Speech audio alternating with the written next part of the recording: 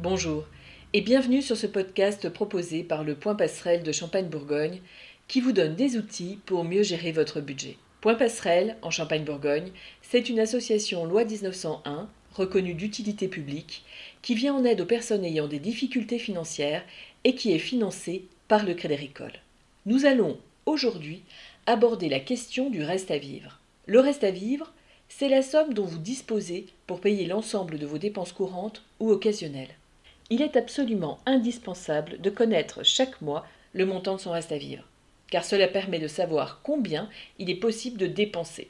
Sans connaître ce montant, il y a fort à parier pour que vos dépenses soient finalement plus élevées que le montant dont vous disposez réellement. Calculer son reste à vivre consiste tout simplement à soustraire l'ensemble de ses charges de la totalité de ses revenus. Pour rappel, les charges fixes sont composées de votre loyer, de vos échéances de prêt, de vos factures d'électricité, de la facture d'eau, des impôts, des ordures ménagères, des pensions alimentaires que vous versez, du chauffage, gaz, fioul ou bois, de la cantine, mais aussi du montant de toutes vos assurances, assurance habitation, voiture, deux roues, assurance de vos téléphones portables, assurance scolaire, assurance vie, assurance de vos prêts, etc. Dans ces charges fixes, vous trouverez également les factures de téléphone fixe, mobile, internet, abonnement de télévision, abonnement de transport en commun, abonnement à la salle de sport, des cotisations de vos services bancaires, du montant de votre épargne, etc. Et il s'agit bien, en l'occurrence, de faire le total de vos charges fixes, c'est-à-dire le total des charges qui sont identiques mois après mois, sans rien oublier.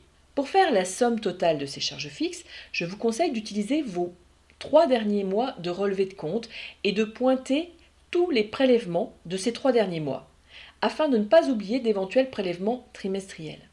Maintenant que vous avez additionné et obtenu le total de vos charges fixes mensuelles, vous pouvez le soustraire du total de vos revenus. Et vous obtiendrez ainsi le montant de votre reste à vivre, ou autrement dit de votre disponible. Ce reste à vivre, c'est donc la somme dont vous disposez pour faire vos différents achats, vos courses alimentaires, l'essence, le tabac éventuellement, les vêtements, les sorties, l'entretien de votre véhicule. Pour bien gérer son reste à vivre, il est d'ailleurs conseillé de ramener ce montant à la semaine en le divisant par 4. Cela permet de mieux gérer ses dépenses hebdomadaires.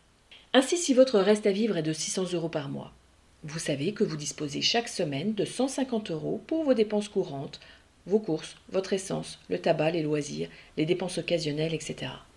Maintenant, je vous invite à faire une petite expérience. Faites une estimation de vos dépenses courantes mensuelles.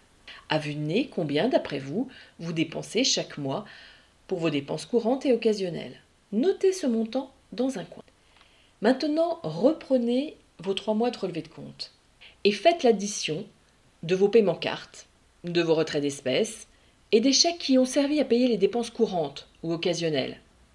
Divisez ce total par 3 pour obtenir une moyenne mensuelle de vos dépenses. Cette moyenne mensuelle est maintenant à comparer avec le montant que vous aviez estimé tout à l'heure. Surpris ?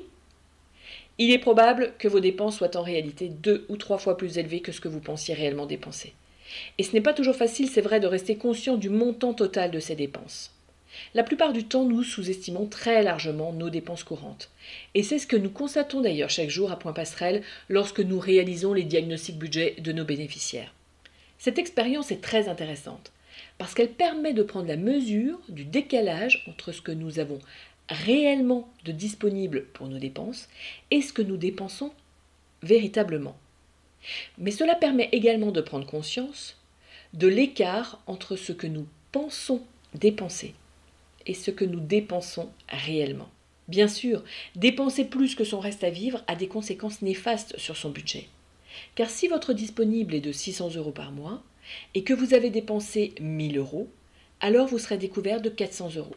Et évidemment, si la situation perdure de cette manière, au bout de 3 mois, le découvert sera de 1200 €. Et selon qu'il soit autorisé ou non, cela risque d'entraîner des frais importants, mais également des rejets de vos charges fixes, qui ne seront pas payés. Je vous invite donc à calculer votre reste à vivre et à ajuster vos dépenses mensuelles selon ce montant pour équilibrer votre budget. À vos calculatrices, prêts, partez et à très bientôt pour un autre podcast.